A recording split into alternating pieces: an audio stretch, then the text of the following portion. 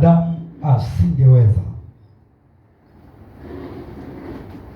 Lakini mwamini ni mtu yoyote aliyemkiri Yesu kuwa ni Bwana na Mwokozi wa maisha yake. Jina la Bwana libarikiwe sana. Kwa hiyo tunaposema nguvu za Mungu ndani ya mwamini, manake ni uwezo ambao mwamini anapewa ili aweze kufanya vitu ambavyo kibinadamu haviwezekani. Ndio maana leo watu wanatuona na tunawaambia tumeokoka, hawaamini. Wanasema inawezekanaje umeokoka ukiwa kijana? Mambo ya dunia unawezaje kuyashinda? Tamaa za mwili unawezaje kuzishinda? Kwa hiyo kwa asilimia kubwa wanakuwa hawatuamini kwamba kweli tumeokoka na Yesu yuko ndani yetu. Bwana Yesu asifiwe sana. Bwana Yesu asifiwe. Kwa hiyo kila mtu ambaye amemwamini Yesu, kila mtu ambaye amemkiri Yesu kwa maana halisi ya kwamba ni Bwana na Mwokozi wa maisha yake, Mungu anampa nguvu. Hiyo nguvu ndiyo ambayo inakusaidia kuyaweza mambo ambayo kibinadamu usingeweza kuyafanya. Kushinda dhambi kibinadamu huwezi kushinda. Haleluya. Kushinda uovu kwa akili ya kawaida huwezi. Ndio maana Yesu wakati anaanza kazi yake aliwakuta kuna watu wanaendelea kuhubiri. Biblia inawaita Mafarisayo, lakini wale Mafarisayo walikuwa hawana nguvu. Bwana Yesu asifiwe. Walikuwa wanawaambia watu kwa habari ya utakatifu, lakini wao walikuwa sio watakatifu.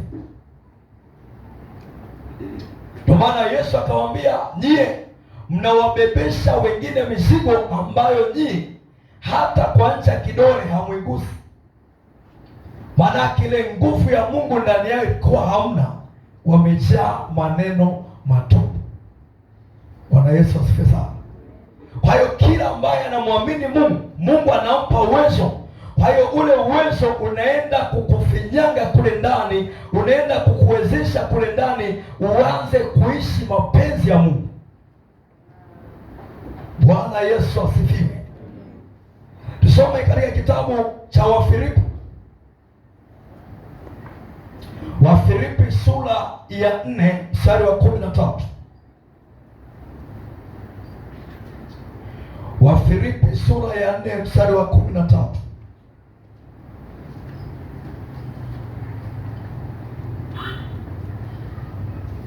Biblia inasema,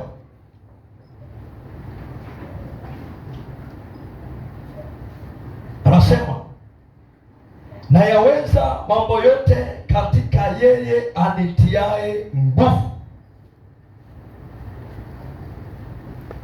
Haleluya. Na yaweza mambo yote katika yeye anitiaye nguvu. Ili uelewe zaidi unaweza kuanzia hapo 12. Anasema najua kudhiriwa, tena najua kufanikiwa. Katika hali yoyote na katika mambo yoyote nimefundishwa kushiba na kuona njaa, kuwa na vingi na kupungukiwa. Na yaweza mambo yote katika yeye anitiaye nguvu. Jina la Bwana pekee sana. Kwa hiyo Paulo anakiri uweza wa Mungu kwamba anaishi hayo maisha sio kwa juhudi zake, amina, sio kwa uwezo wake, ila yuko mtu au iko nguvu ambayo inamwezesha. Hapa anasema nayajua maisha ya hali zote, najua kupungukiwa, lakini pia najua kuwa na vingi. Kwa hiyo Paulo alikuwa anavumilia hayo yote kwa sababu kuna nguvu nyuma yake inayomsaidia. Leo watu wakipungukiwa,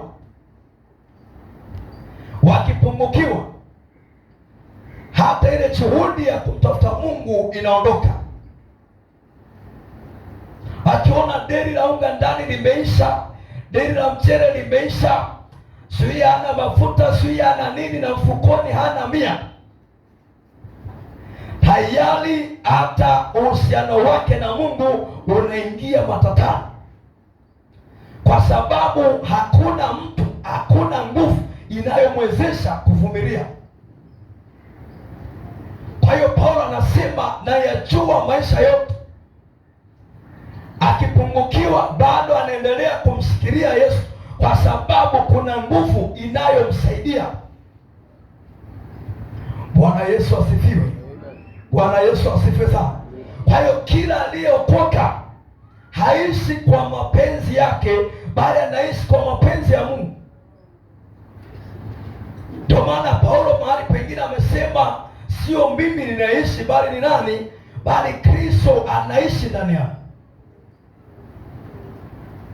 Maanake Kristo ndo nguvu ya Paulo. Haleluya. Na ni nguvu yako pia. Kwa hiyo tunafanya vitu watu wanashangaa, tunaishi maisha ambayo watu hawaamini, kwa sababu wanashindwa kujitofautisha kwamba sisi tuna nguvu ya ajabu na wao hawana nguvu ya Mungu. Ndio maana dhambi zinawashinda. Sema, Yesu nisaidie, Yesu nipe nguvu. Haleluya. Kwa hiyo kila mtu ambaye ameamini, hii nguvu anatakiwa awe nayo. Kuitwa mwamini bila nguvu ya Mungu, unakuwa tu kama Farisayo. Haleluya. Inatakiwa uwe na nguvu, ujiamini katika mambo yako. Ukiwa pale kazini, ujiamini kwamba wewe umekubaliwa na Mungu na ndani yako ipo nguvu. Ukiwa mtaani kwako, ujiamini, utembee kwa kujiamini, ukiamini kwamba ndani yako kuna nguvu isiyo ya kibinadamu. Leo mtu anapanda basi, mapigo ya moyo yako juu, anawaza tu tusije tukapata ajali. Muda wote ana hofu ya mauti. Sijui umepanda ndege, presha iko juu, sijui kidondoka hapo itakuwa. Waliomwamini Yesu hawatetemeshwi na vitu kama hivyo, hawana hofu za kijingajinga. Haleluya. Wala waogopi maisha. Wasema umri unaenda tu, hamna anachofanya. Umri unaenda tu, unaanza kuhofu. Maadamu umemwamini Yesu, hakuna hofu. Jina la Bwana libarikiwe sana. Bwana Yesu asifiwe. Unaanza kuwaza, sijui itakuwaje. Hakuna kuweka mbele hofu. Kila aliyemwamini Yesu, hofu anaiweka nyuma. Hofu ni adui ambaye anakufanya hata ile nguvu kidogo ulionayo iishe. Bwana Yesu asifiwe. Na Biblia inasema waoga lile wanaloliogopa ndilo litakalo watokea. Sio naogopa ajali, sitapata ajali, kumbe ndo unajiombea itokee. Sasa ndo maana nilikuwa na hofu, kumbe kweli ilikuwepo. Sio ilikuwepo, ni wewe umesababisha. Haleluya. Unapokuwa na hofu, unamkaribisha shetani kwamba njoo utimize uovu fulani. Lakini Biblia inasema wanaomwamini Mungu ni majasiri. Haleluya. Ni majasiri kama simba. Kwa hiyo kinachomfanya mtu ajiamini ni nguvu, sio umri mkubwa kanisani. Haleluya. Sio kwamba mimi ni mhubiri wa Injili, hicho shetani akimpisha. Kinachompisha ni nguvu. Unapokuwa na nguvu, wewe unatisha. Haleluya! Kwa sababu hata unapotembea watu wanakuona, mbona huyu anatembea kama bouncer fulani, mbona anatembea kwa kujiamini? Kwa sababu na nguvu, watu wenyewe wanaanza kukofia. Sema Yesu nisaidie. Kwa hiyo Paulo anasema nayaweza yote. Hapa hajabagua kwamba baadhi siwezi, anasema nayaweza mambo yote katika yeye anitiaye nguvu. Kwa nini leo watu wanachoka? Watu wanakata tamaa. Bwana Yesu asifiwe. Haleluya, nimeomba sana. Inatakiwa kwenye maisha yako uyajue maisha yote. Amina. Ujue kwamba kuna kupungukiwa, ujue kwamba kuna kuwa na vingi, ujue kwamba kuna kuinuliwa, ujue kwamba kuna kuwa chini. Hayo maisha yote inatakiwa uyajue. Wana wa Israeli walikuwa wanamuona Mungu hivi live, lakini kuna wakati walikuwa wanakosa hadi maji. Haleluya, wanasifiwe. Hata maji ya kunywa wanakosa. Wewe umewahi kukosa maji ya kunywa?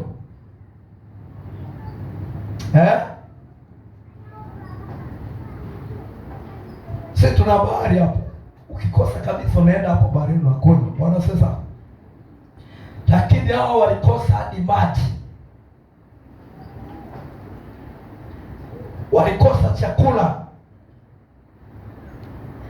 Bwana Yesu asifiwe. Na walikuwa wanamuona Mungu hivi kwenye wingu. Wanaona kabisa hili wingu ni Mungu tunaye. Usiku wanamuona kwenye nguzo ya moto tunaye, lakini wanakosa chakula. Kwa hiyo unapokuwa umeokoka, sio kwamba ndio utaishi maisha mazuri kili tu hapo leo. Haleluya. Sio kwamba utakuwa unaseleleka tu unakula unachotaka. Kuna wakati wa kudhiriwa, kuna wakati utaishiwa na upako nao na Roho Mungu naye. Haleluya. Lakini utaishiwa, hata mimi utakosa. Unapoishi hayo maisha, sio kwamba ndo Mungu hayupo, au sio kwamba ndo huna nguvu za Mungu, unazo. Lakini Mungu anapokupitisha mahali kama hapo, kuna kitu anakuwa anakufundisha, na hicho kitu anakufundisha ili upate faida. Haleluya. Kuna faida anakuwa anakupatia anapokupitisha mahali kama hapo. Ndio maana nasema mimi nawafundisha ili mpate faida. Jina la Bwana limekeza. Kuna watu hawana unyenyekevu, wanapewa kidogo, majivuno mengi, kiburi kingi. Kwa hiyo Mungu kumfundisha mtu wa namna hii sio kumhubiria neno. Haleluya. Kwamba wewe nyenyekea si nini na nini, hawezi akanyenyekea kwa kuhubiriwa na neno. Kwa hiyo Mungu anaamua ingilie kati mwenyewe akufundishe kwa vitendo. Haleluya. Bwana asifiwe. Anaamua kunyenyekesha yeye mwenyewe. Kiburi, huwezi kumhubiria mtu kiburi kwamba aache kiburi. Kikikaa kimekaa. Amina. Labda Roho Mungu tu aingilie kati. Kwa hiyo watu wenye kiburi asilimia kubwa Mungu anadili nao mwenyewe. Ndio maana Paulo anasema nayajua maisha yote. Kwa hiyo ile Paulo kupitia maisha magumu alikuwa anafundishwa unyenyekevu. Amen. Unakuwa navyo vingi, mwisho wa siku vinapotea. Unafundishwa unyenyekevu na kumtumaini Mungu, kwamba usiweke akili zako au uwezo wako au nguvu zako kwenye mali. Bwana Yesu asifiwe. Jina la Bwana libarikiwe sana. Utawezaje kuvumilia? Kwa sababu kuna nguvu ambayo inakusaidia. Na unapokuwa umeokoka, umetangaza vita, shetani hatonyamaza kwa ajili yako. Akiamka asubuhi anakufikiria wewe.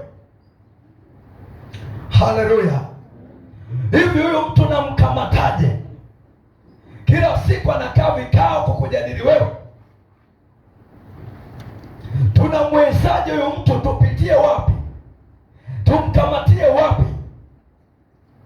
wanaona wakikufesi haiwezekani, unazo nguvu za kuwashinda. Haleluya!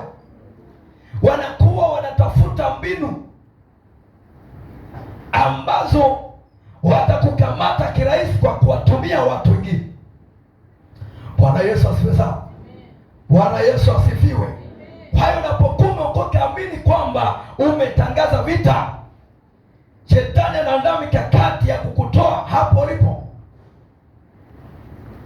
Yesu anaita watu kutoka dhambini, lakini shetani anawaita kutoka kanisani. Na wanaokamatwa ni pumba. Bwana Yesu asifiwe. Yesu aliwaambia wanafunzi, shetani amewataka ninyi awapepete kama ngano. Haleluya! Mtu anapopepeta ngano, manake anataka zile pumba na ngano vijitenge, si ndio? Kwa kirusha hivi juu, zile pumba zirudi kwenye ungo. Bwana asifiwe. Zinapepeluka kwa sababu hazina nguvu. Upepo tu ukipita zinaenda. Sema Yesu nisaidie. Mwenye jirani yako ni makapi au ni ngano? Bwana Yesu asifiwe sana. Kwa hiyo kuna makapi ambayo hayo hayana msimamo. Akisikia huku kimewaka anaenda, akisikia huku kimewaka anaenda, yaani yeye hana msimamo. Kila madhabahu anaenda. Bwana Yesu atusaidie sana. Kila madhabahu yeye anaingia. Kwa sababu gani? Msimamo hana ndani yake. Bwana Yesu asifiwe. Haleluya. Kwa hiyo Paulo anasema nayaweza yote katika yeye ambaye ananitia nguvu. Twende tusome kitabu kile cha Warumi.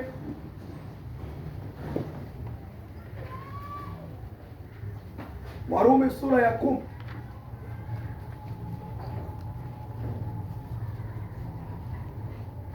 Warumi sura ya 10.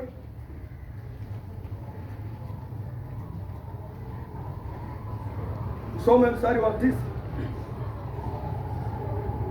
Warumi 10:9 anasema, kwa sababu ukimkiri Yesu kwa kinywa chako ya kuwa ni Bwana na kuamini moyoni mwako ya kuwa Mungu alimfufua katika wafu, utaokoka.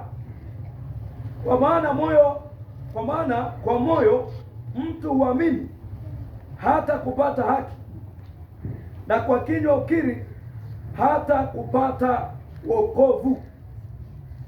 Bwana Yesu asifiwe sana. 11 anasema, kwa maana andiko la nena, kila mwaminie hata tahayarika. Bwana Yesu asifiwe sana. Asa kwa maana ukimkiri Yesu na kuamini moyoni mwako ya kwamba ni Bwana, anasema utafanya nini? Utaokoka. Bwana Yesu asifiwe sana. Kwa hiyo nimesema pale mwanzo kwamba muamini ni mtu yoyote ambaye amemkiri Yesu kuwa ni Bwana na Mwokozi wa maisha yake. Lakini tunaona hapo mwisho anasema andiko la nena kwamba kila amwaminie hata tahayarika. Maanake atakuwa ni jasiri, atakuwa imara. Haleluya. Hata ogopa, kwa sababu unapomwamini Yesu tayari adui anaanza kushindana na wewe, lakini kwa sababu umemkiri Yesu, Mungu anakupa uwezo wa kujiamini. Wote waliotembea na Mungu walikuwa wanajiamini. Kwa nini leo tumekuwa waoga? Tumekuwa tunamwogopa shetani kwa sababu gani? Hatuna nguvu ndani yetu. Imani bila nguvu ya Mungu sio imani. Haleluya. Ili uwe na imani iliyo thabiti, ni lazima idhihirike katika nguvu. Sema Yesu nisaidie. Yes. Sema tena Yesu nisaidie. Yes. Kwa hiyo anasema ukimwamini, ukimkiri, anasema unaokoka. Kwa hiyo anapokuokoa hakuachi hivi hivi. Anakupa na nguvu ya kukulinda kwenye huo wokovu. Bwana Yesu asifiwe. Uweze ukaokolewa alafu akutelekeze. kwa sababu Mungu mwenyewe anajua kwamba linapomwokoa mtu, shetani lazima ataendelea kumfuatilia. Kwa hiyo anaachilia nguvu. Ile nguvu inamfanya adui asiweze kukunasa tena na kukurudisha nyuma. Bwana Yesu asifiwe sana. Kwa hiyo ndio maana tunahimizwa pia kwamba unapookoka, ya kale yamepita. Bwana asifiwe sana. Kwa hiyo unapofanya yale ya kale, maanake ile nguvu inaondoka. Kwa hiyo wengi tunaferi hapo. Mtu anaokoka, anabatizwa vizuri, anaombewa na ujazo wa Roho Mtakatifu, lakini sharti ni moja, kwamba ya kale usiyafanye tena. Maanake hiyo ni sheria kama waliopewa kina Adamu na Hawa. Amina. Kwamba nimeweka kwenye hii bustani, lakini kuna mti msiuguse. Jina la Bwana libarikiwe sana. Asa msiguse mti ule wa katikati. Mtakapogusa huo mti, anasema hakika mtakufa. Sasa wewe leo unasema hawa kina Adamu walikuwa wazembe. Ningekuwa mimi pale, nisingekula ule mti. Wanasema nisingekula. Huyu alikuwa ni mzembe. Hiyo hapo iliwekwa tu mfano. Bwana Yesu sasa. Na wewe umeokoka, Mungu amekuweka Eden. Maana ya Eden manake ni katika uwepo wa Mungu. Unapookolewa, Mungu anakuweka kwenye uwepo wake. Na anapokuweka huko, anakuambia tazama, hata imekuwa mtu akiwa ndani ya Kristo amekuwa kiumbe kipya. Haleluya. Ya kale yote yamepita, tazama yamekuwa mapya. Kwa hiyo unapewa hilo shati kwamba angalia, umeokoka, shetani amekuachia, usirudi tena kwenye mambo ya kale. Bwana Yesu sasa. Sasa wengi tunarudi, ukisharudi kule tayari neema ya Mungu inaondoka kwako. Unakuwa kama Samson aliyenyolewa kichwa. Haleluya. Utasema ngoja niombe kama siku zote ninavyoombaga, utakuta haviombeki. Maana leo wengi wana kesi hizo kwamba yaani hata sina hamu ya kuomba kabisa. Maombi ni silaha. Unakuwaje una hamu ya kuomba? Jina la Bwana pekee sana. Inakuwaje? Sema yaani sina tena. Kuna kitu umefanya kimemchukiza Mungu. Bwana Yesu sasa. Bila sema Samsoni aliponyolewa akatoka ili aende akapigane kama alivyozoea, lakini akajikuta hajiwezi. Aliyarudia mambo ya kale. Bwana Yesu sasa. Aliyarudia mambo ya kale ambayo Mungu alimkataza. Alipoyafanya, nguvu ya Mungu ikaondoka ndani yake. Sema Yesu nisaidie. Kwa hiyo tunasema tumeokoka baada ya kuokolewa. Hiyo nguvu ndiyo ambayo inafanya operation ndani ya kila mtu. Ulikuwa na madhambi mengi, hii nguvu inapoingia, unapokuwa umetakaswa, inaingia kule ndani, inakuoperate kule ndani na kuweka vizuri. Bwana Yesu asifiwe. Unageuzwa na kuwa kiumbe kipya. Hicho kiumbe kipya ndicho kinachofanana na Mungu. Anaposema si tumeumbwa kwa sura na mfano wa Mungu, anazungumzia ule utu wa ndani. Haleluya. Bwana asifiwe. Anazungumzia utu wa ndani ambao unakuwa umegeuzwa baada ya kumwamini. Tusome tena Yohana Mtakatifu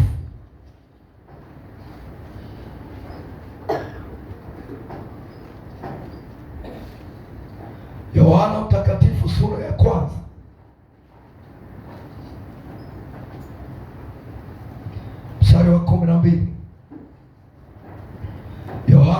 1:12 anasema, bali wote waliompokea aliwapa uwezo wa kufanyika watoto wa Mungu, ndio wale waliaminio jina lake, waliozaliwa si kwa damu wala si kwa mapenzi ya mwili wala si kwa mapenzi ya mtu, bali kwa Mungu. Haleluya! Wote ambao walimpokea nani? Walimpokea Yesu kuwa ni Bwana na ni Mwokozi wa maisha yao. Anasema walipewa. Kumbe kuokoka sio wewe utake. Amina. Huwezi kujiamulia tu kwamba leo naokoka. Lazima uisikie sauti ya Mungu. Haleluya! Mungu ndiye anayeokoa, ndio maana hatulazimishi mtu kuokoka. Bwana Yesu asifiwe. Hatumshawishi mtu kwa maneno mazuri eti okoka, kwa Yesu kuna kila kitu, osi nini. Hatushawishi. Paulo anasema mimi sijahubiri injili yenye kushawishi akili za watu. Haleluya! Nimesema ukweli imewachoma, wao wenyewe wanatubu. Usimshawishi mtu kuokoka. Wanasema haleluya. Wengine wanaokoka tu kwa sababu umewaambia ukija kwa Yesu utakuwa tajiri, ukija kwa Yesu hela nje. Unakuwa umemwekea msingi mbovu ambao hata Mungu atakulaumu. Jina la Bwana pekee sana. Usihubiri kwa kushawishi akili za watu. Sema kweli, ile kweli wachome. Amina. Ile kweli kiwachoma, wao wenyewe watachagua nimrudie Mungu ama niendelee kukaza kwenye uovu. Mtu ambaye ameokolewa kwa injili kali tofauti na mtu ambaye ameokolewa kwa kushawishika. Amina.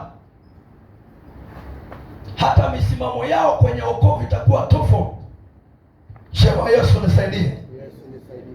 Kwa hiyo anasema wote ambao walimpokea aliwapa uwezo wa kuwa wana wa Mungu, ndio wale waliaminio jina lake.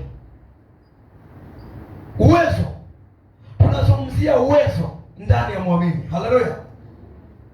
Jiulize wewe, hizo nguvu unazo? Uwezo wa kufanyika mwana wa Mungu, manake uwezo wa kuwa mtakatifu. Hakuna mwana wa Mungu ambaye sio mtakatifu. Haleluya! Wachafu wote ni watoto wa Shetani wote, hata kama wanavaa suti, hata kama wanaimba, wanahubiri, lakini kama ni mchafu ni mtoto wa Shetani. Amen. Uwezo unapewa, uwezo wa kuwa mwana, maana yake unapewa uwezo wa kuwa mtakatifu. Biblia inasema mtakuwa watakatifu kama mimi nilivyo. Mtoto wa nyoka ni nyoka. Haleluya! Ndio maana mahali pengine Mungu ametuita sisi kama miungu kwenye Zaburi. Kwa sababu gani? Tunafanana naye. Ni mtakatifu na si hivyo hivyo. Haleluya! Ana upendo na sisi hivyo hivyo. Anapenda hata wanaomchukia na sisi hivyo hivyo. Haleluya! Leo unachagua kumpenda, anayekuchukia na wewe unamchukia. Sasa hiyo si jino kwa jino. Haleluya! Anayekufanyia vibaya na wewe unamfanyia vibaya. Uwezo wa Mungu ndio unaokuwezesha kumpenda mtu hata akiwa anakuchukia. Bwana asifiwe sana. Uwezo wa kimungu ndio unaokusaidia kumwombea adui yako. Leo watu wanafanya wameokoka kuliko Yesu. Huyu ananichukia, nawezaje kumwombea? Yesu ndo ameagiza, si ndio? Asema waombeeni wanaowausi, wabarikini. Bwana Yesu sasa wanasema hapana, itakuwa sasa mimi mnyonge. unakuwa mnyonge sawa kwa ajili ya Yesu. Bwana asifiwe sana. Uwezo huu wa kimungu ndio ambao unakufanya uwe na tabia zote za Mungu. Unakuwa ni mkweli hata kama inakugharimu kufa, inakugharimu kufukuzwa kazi. Bwana Yesu asifiwe sana. Inakugharimu kufukuzwa kazi, unakuwa mkweli. Bwana nifukuzwe, Mungu atanipeleka mahali pengine. Haleluya. Tunawakuta kina Danieli kwamba msipoanguka mtatupwa kwenye moto. Wanasema mfalme uishi milele. Tunakuheshimu na saruti zetu pokea, lakini kwa habari ya kuabudu miungu mingine hilo haliwezekana. Bwana sasa. Haleluya. Wengine wote wakaanguka chini wakisujudia ile sanamu, lakini hao wanasema hapana, mfalme uishi milele, tunakutakia maisha marefu, tunakutakia baraka za Bwana, ila kwenye kuabudu miungu hakuna. Kwa nini? Kilichowafanya wasiogope ule moto ni uwezo wa Mungu. Bwana Yesu asifiwe sana. Ukiwa na uwezo wa Mungu, hofu haitangulii mbele yako. Hapa wangetanguliza hofu, wangeanza kutetemeka, shetani angeichochea, mwisho wa siku wangejikuta wanaanguka. Maana wao tu ndio walikuwa wanajijua kwamba wanamwamini Mungu wa Israeli. Haleluya. Walikuwa na uwezo kwamba hapa nani atatuona, acha tu tuabudu, tutatubu. Ndivyo wanavyofanya walokole wa leo. Kumbe mahusiano yako na Mungu sio tu mbele za watu, bali ni mahusiano yako binafsi, hata ukiwa mwenyewe. Haleluya. Bwana Yesu asifiwe sana. Kwa hiyo wakagoma, wakasema huo moto uliouandaa na Mungu wetu, yaani huo moto ni takataka. Bwana asifiwe sana. Mungu wetu tuliye naye atatuokoa na huo moto, hatutateketea. Baada ya kutanguliza hofu, wakakiri hayo maneno ya ushindi kwamba tunaye Mungu wetu atatuokoa na huo moto, hata asipotuokoa ni bora tufe. Haleluya. Bwana Yesu asifiwe sana. Kitu gani kinawafanya wajiamini? Kuna kitu cha ziada. Waigizaji kwenye imani, hiki kitu hawezi kukifanya. Bwana Yesu asifiwe sana. Kwambia ngoja tu nijiachie afu nitatu. Hawa hawakutaka kumkwaza Mungu kwa sababu kulikuwa na uwezo wa kimungu ndani yao. Bwana asifiwe sana. Mahali pengine kwa habari ya vyakula, hawa watu walichukia hadi vyakula vya mfalme. Sasa hivi vyakula hivyo ni vya anasa, si tutakula tu mtama na maji basi, hatutakula vyakula vya mfalme. Sina robani weke sana. Yaani walikuwa wameokoka kweli kweli, imani ilikuwa imeingia kweli kweli. Ungekubali wenzako wanakula masosi, wanakula vitu vizuri, wanakula baga. Haleluya. Wanakula vitu safi kwa mfalme, mabiria, lakini wakasema tutakula mtama na maji basi. Mwisho wa siku wakaonekana wao wana afya bora kuliko waliokula vyakula vya anasa. Kinachowapa kuamua hayo maamuzi sio uwezo wa kibinadamu. Bwana asifiwe sana. Kuna nguvu nyuma inawasaidia, kuna nguvu inawasapoti, hata wanachukua maamuzi sio kwa akili zao. Bwana Yesu asifiwe sana. Kwa kila mwana Mungu, kila aliyemwamini Yesu, anasema alifanyika, alipewa uwezo. Kwa uwezo ndio unakufanya uende kiungu. Haleluya. Bwana asifiwe. Unapokuwa na uwezo, kamwe usije ukajirani kwa sababu utalaaniwa kweli. Amina. Unapokuwa na uwezo, kamwe usije ukakiri udhaifu, kwa sababu uwezo huu unakuwezesha pia kuumba vitu katika ulimwengu wa roho. Nimeweka sawa? Ulimwengu wa roho unaweza ukaumba kitu kwa kuongea. Kwa hiyo leo wengi hawajafungwa na mapepo, hawajafungwa na miungu ya ukoo, wamefungwa kwa maneno yao. Bwana Yesu asifiwe sana. Vita zingine tunashindwa kwa sababu ya ukiri wetu. Uwezo unao kwa chochote ambacho utakiri. Biblia inasema utashiba matunda ya nini? Ya kinywa chako. Bwana Yesu asifiwe sana. Unapokuwa ni mwana wa Mungu, una uwezo wa kuumba kitu rohoni. Ndio maana unaweza kumlaani mtu akalaaniwa, japo Mungu hajatuambia tuwalaani watu. Anasema wabariki. Jina la Bwana liwe sawa. Ukimbariki mtu anabarikiwa, ukimlaani analaaniwa kweli. Yesu aliwaambia wanafunzi, yoyote mtakayemfungia dhambi amefungiwa, hata samehewa, na yoyote mtakayemuondolea ataondolewa. Bwana Yesu sasa. Kwa nini? Mungu ametupa huo uwezo, tunao, japo hataki tutumie vibaya, bali tutumie kwa ajili ya kusaidia watu. Bwana Yesu asifiwe sana. Kwa hiyo kama wewe ni mwana wa Mungu, hakuna haja ya kutembea kinyonge. Huna mia mfukoni, hela huna, maisha magumu, kama usikiri udhaifu. Tuna shida kwanza rohoni kwa ukiri wetu. Amina. Kina Danieli watangulia kukiri maneno ya ushindi, wakamkiri Mungu kwamba Mungu tuliye naye atatuokoa, si ndio?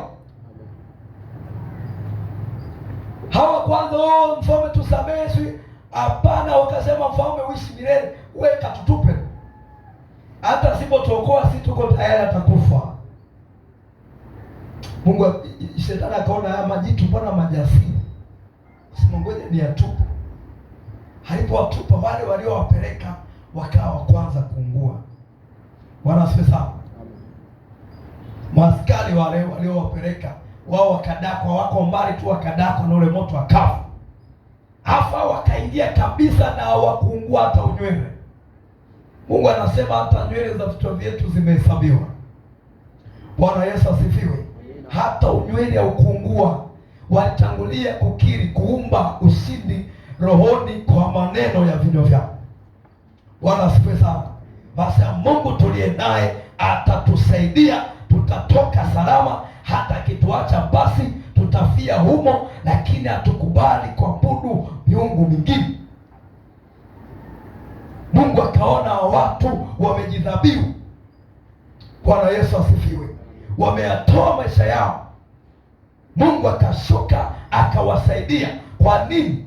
Aliona wanangu hawawezi kuteketea, kwa sababu yeye mwenyewe ni moto ulao. Alishuka, aliwasaidia. Bwana Yesu asifiwe sana. Bwana Yesu asifiwe. Uwezo wa Mungu ndani ya mwamini. Wewe ni mwamini, kama ni mwamini wa kweli, haya ni maisha ninayoyasema hapa ndo maisha yako. Usiumbe vitu vibaya. Bwana Yesu asifiwe. Usitamkie watoto wako vitu vibaya, usitamkie ndugu zako vitu vibaya. Unaweza kuumba mlevi akawa ameokoka. Amina. Kwa maneno ya kinywa chako unaweza kumpandia vitu vizuri, ukamuumbia vitu vizuri, na mwisho wa siku akabadilika. Usiwe mtu wa kulaani na kulaumu, haleluya, bali kuwa mtu wa kudhibitisha ule uwezo wa kiungu ambao ameweka ndani yako. Bwana Yesu asifiwe. Nimeweka tu msingi na wangu umeisha. Tupata nafasi siku nyingine tutazama zaidi ndani. Amina. Uwezo wa Mungu ndani ya mwamini. Nataka kila mmoja awe na uwezo. Bwana asifiwe. Shetani asikuonee, wachawi wasikuonee, magonjwa yasikuonee. Utembee kama mwana wa Mungu. Mahali penye mwamba pasue mwamba. Haleluya. Mahali penye bahari pasua bahari. Usisimame eti nimekuamishwa. Kukwama watu wa Mungu marufuku, ni mwiko. Mungu amekupa uwezo. Kama kuna kizuizi, Mungu amekupa uwezo wa kukiondoa. Amina. Unakiondoa alafu unasonga mbele. Mungu akubariki sana kwa muda huu ambao umenisikiliza. Simama tumshukuru Mungu.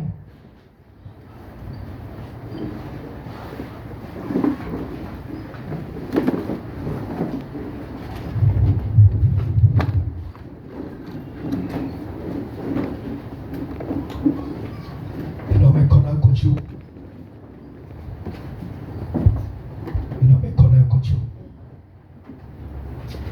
Kuna nguvu, nguvu, nguvu za ajabu damuni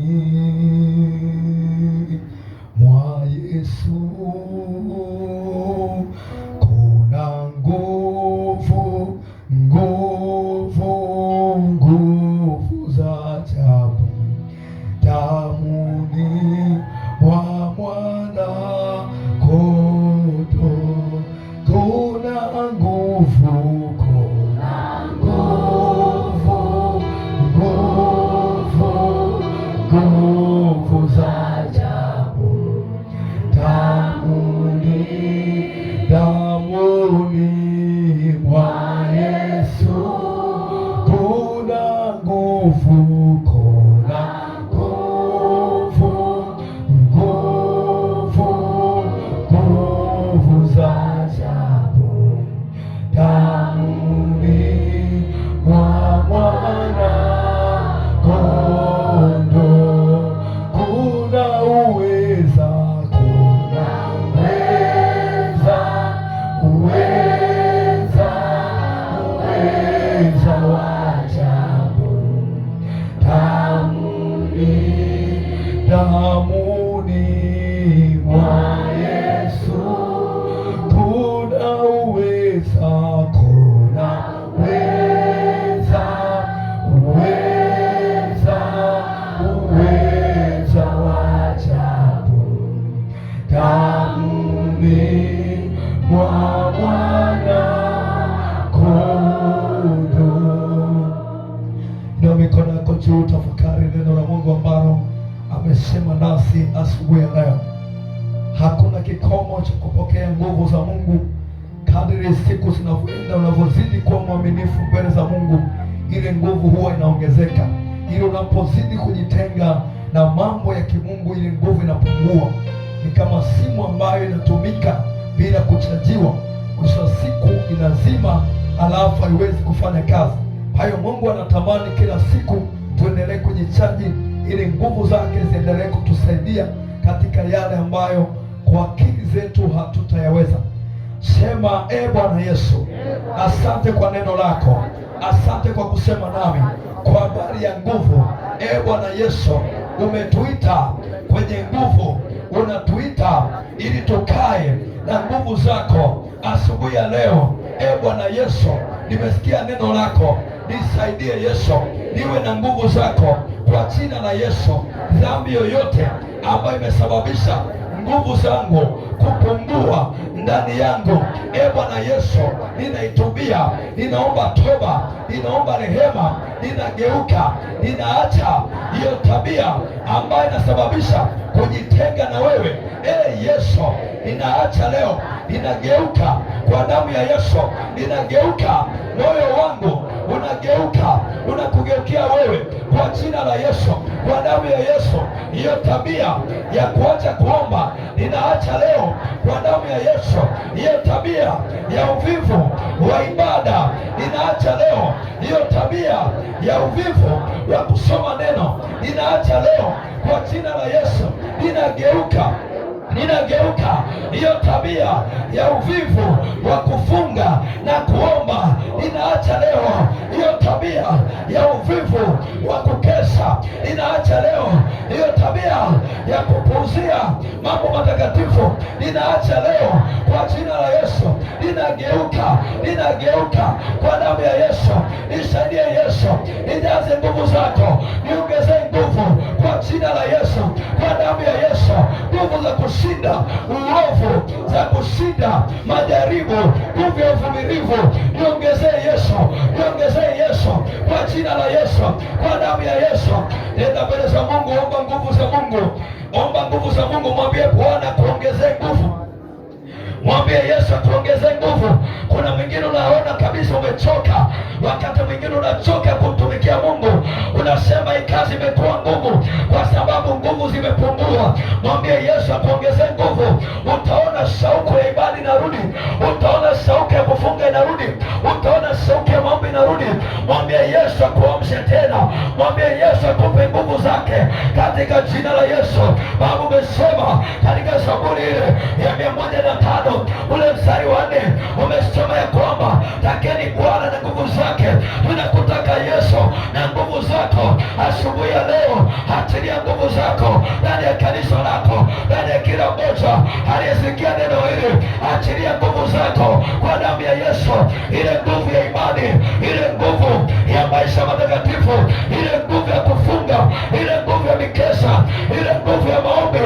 Achilia nguvu Bwana, ujaze nguvu zako, ujaze uweza wako, ujaze uweza wako kwa jina la Yesu, kwa damu ya Yesu. Tunakataa udhaifu, tunakataa kuwa wanyonge, tunakataa unyonge wa kipepo, tunaukataa leo, tunaukataa leo. Tunavaa ushujaa, tunavaa uhodari, tunavaa ujasiri kwa damu ya Yesu, kwa damu ya Yesu, kwa damu ya Yesu. Tunavaa ujasiri, tunavaa ujasiri. Roho ya hofu haina mamlaka, roho ya mashaka haina mamlaka, roho ya kuogopa toka nje kwa damu ya Yesu. Unyonge wote tunaukataa, tunaukataa. Hebu kataa kuwa mnyonge kwa jina la Yesu. Kataa kuwa mnyonge kwa jina la Yesu, kwa damu ya Yesu. Kataa kuwa mwamini asiye na nguvu, kataa kwa damu ya Yesu.